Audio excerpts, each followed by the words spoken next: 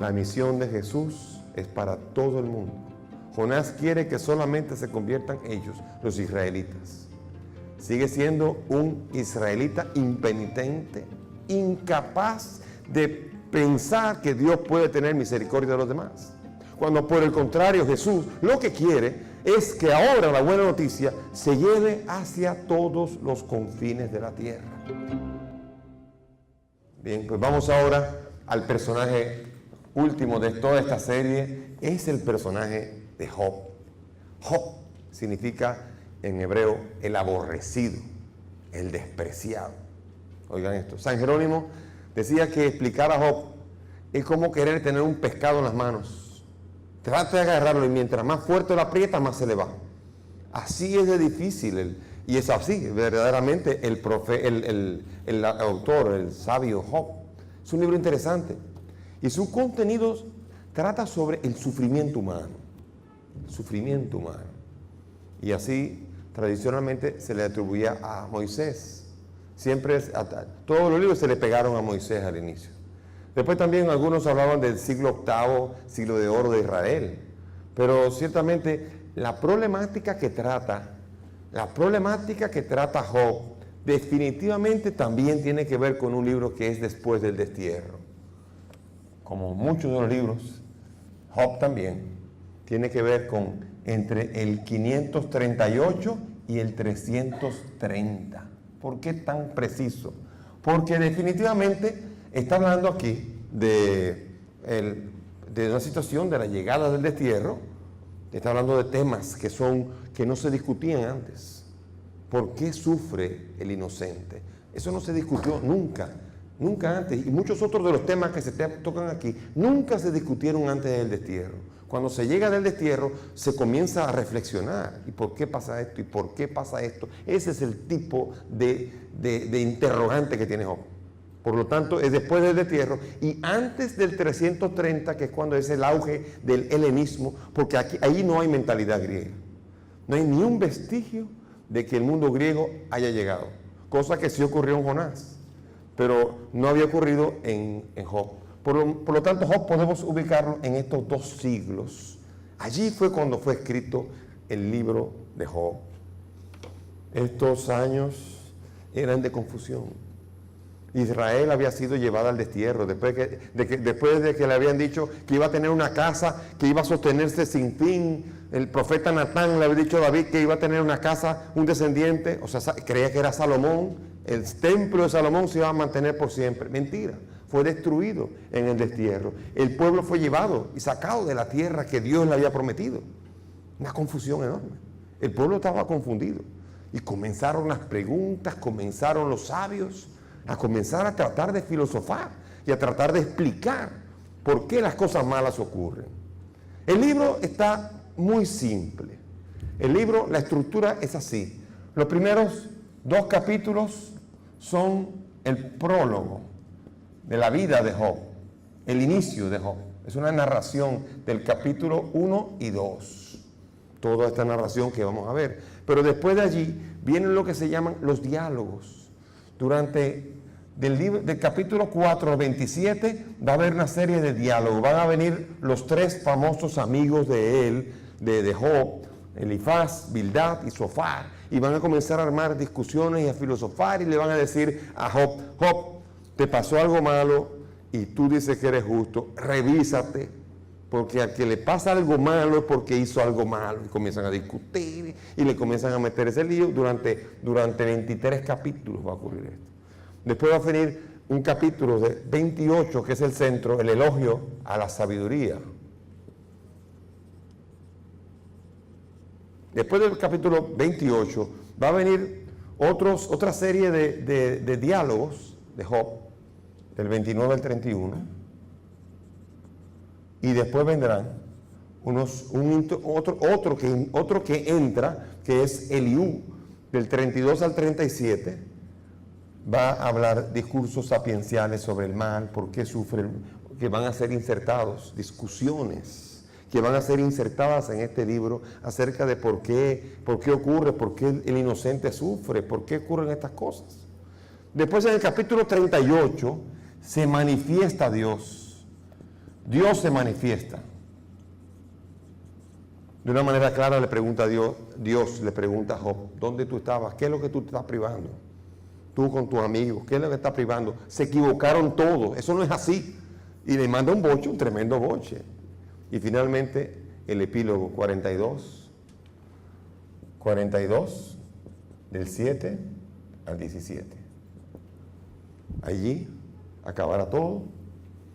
Eso simplemente entonces la vida de Job. De la vida de Job solamente tenemos el inicio. Vamos a narrarlo rápidamente. Satanás se acerca a Dios y Dios le pregunta, estaba en la corte de Dios y Dios le pregunta, ¿qué tú haces allí? Y le dice, yo vengo allí de gobernar la tierra. Ah, y tú no has visto a mi siervo Job, cómo es un hombre justo, íntegro. Y él le dice, ah, claro, tú lo has protegido, lo has blindado. Le va tan bien que cómo no te va a alabar, cómo no te va a dar gracias. Déjame que lo ponga a prueba para que tú veas. Y le dice él, bueno, ponlo a prueba, pero cuidado con su vida, no le quites la vida. Y bueno, allí comienza Satanás a hacerle toda la diablura, 3 grandes tentaciones, 3 tentaciones grandes. Y de ahí para adelante viene la pérdida de los hijos. Después viene la discusión grande, que aunque parezca importante, esas son las discusiones, pero esta es la historia. Y finalmente, cuando finalmente Dios lo corrige, dice que como él se mantuvo fiel, entonces Dios le multiplicó, le dio más hijos, y le dio más cabras, más camellos, y al final lo bendijo abundantemente por haberse mantenido fiel. Esa es la historia. Aunque sea tan largo, esa es la breve historia en la que se menea el... Job entonces es el justo. Job entonces es el justo que va a mantenerse fiel a él. Hay un pequeño fragmento del escritor rumano Elie Wiesel que trata sobre un sabio, un poema de un sabio que paseaba por Sodoma y daba gritos por la indiferencia y la frialdad de las personas ante el sufrimiento. Todos eran fríos. Y dice que el poeta que este sabio estaba gritando fuerte. Y se le acercó un niño que le dijo, ¿por qué gritas? ¿Por qué gritas? Nadie te está escuchando. Y el sabio respondió, yo no grito para que alguien me escuche, grito para impedir que esa indiferencia se me pegue también a mí y me convenza. Grito más para mí que para los otros. O sea que aquí todas estas reflexiones son como un grito. Usted, con estas reflexiones, ¿por qué sufre el inocente? ¿Usted cree que va a entender usted por qué sufre el inocente? Lo importante es que usted no sea indiferente ante eso. Porque el sufrimiento del inocente va a ser siempre un misterio. Y no pretendamos nunca entenderlo. Gritemos ante él para que no se nos pegue también ser indiferentes y ser injustos con el inocente también a nosotros. La reflexión es un grito que quiere revelarse ante un estatus de algo que no está bien, algo que no se entiende. No porque se vaya a entender. A ustedes les habrá pasado como a mí muchas veces. No, yo no creo en Dios, porque ¿por qué los niños sufren? ¿Por qué las guerras? ¿Por qué aquí? ¿Por qué allá? Y todo este grito es de una persona que primero no quiere reflexionar. Y segundo, como no entiende y no quiere reflexionar, la forma más fácil de decir, no tengo fe. Y entonces simplemente se deja empapar de la indiferencia y se vuelve indiferente. Por eso el sabio es muy interesante en la historia de Israel porque invita a la gente a que no se duerma. Y la reflexión es un grito de alerta para que la conciencia se mantenga despierta. Por eso el libro no invita a entender el mal, sino a entender la correcta actitud ante el mal. Qué importante es saber entender la correcta actitud ante el mal y no necesariamente querer entenderlo todo. El libro rechaza lo que se llama la retribución. Este libro es el primero de los que van a decir, la retribución, ¿qué quiere decir? A los que se portan bien, le va a ir bien. Y a los que se portan mal, Dios le va a mandar castigos y le va a mandar problemas. Por lo tanto, al que le va bien, definitivamente se ha portado bien. Y al que le va mal, algo ha hecho. Este autor dice, eso no es así. Entonces se revela ante esta situación. ¿Y la prueba cuál es? Job, que inocente sufre. Él es justo. Sin embargo, Él sufre el tormento. Con lo cual está probando ese libro que el inocente puede sufrir. Y que el sufrimiento del inocente tiene sentido. Que no es así. Otro, en el Nuevo Testamento, ¿ustedes se acordarán de algún momento en donde va a ocurrir esto? La discusión de esta. ¿Se acuerdan en el capítulo 9 de Juan? Cuando le trajeron a Jesús a un ciego de nacimiento. Y le preguntaron a Jesús, Señor, ¿quién pecó? ¿Este o su padre? Con lo cual quiere decir, alguien hizo algo malo. Y si se le pegó a ese, por alguien. Y Jesús fue el que dijo, ni a este ni sus padres. Esto ocurre para que se manifieste la gloria de Dios. O sea que en el libro de Juan también niega la retribución cuyo inicial en esto fue nada más y nada menos que el libro de Job. El primero que enseña que aunque el inocente sufra, no necesariamente porque ha hecho algo malo. Y porque al que le vaya bien, si a alguien le va muy bien, no quiere decir necesariamente que se ha portado bien. Eso basta con ver un panorama político y social en nuestro país y sabremos que eso no es así. Al contrario, al que tiene poder le va a ir bien, al que tiene dinero le va a ir bien, porque va a tener buenos médicos, va a tener buenos seguros, va a tener todo seguro, blindado. Le va a ir bien, al menos en esta tierra. Después veremos.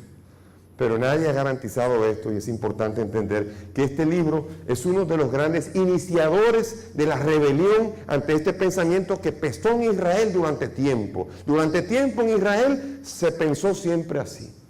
Y por eso le decían, Israel, si tú escuchas mi voz y haces mis mandamientos, yo te bendeciré.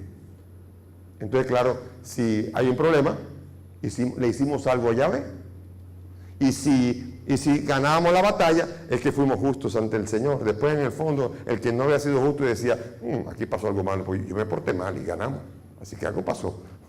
Y después, con el tiempo, sabemos que no es así. Y por eso el libro de Job es el primero que viene a reflexionar sobre esta retribución diciendo, eso no es así. ¿Y qué es entonces? Eso está en el plan de Dios. No pretendas entender lo que le pertenece a Dios y que está en las manos de Dios, que es el plan de Dios, que es el Dios de la historia y es el que lo sabe todo.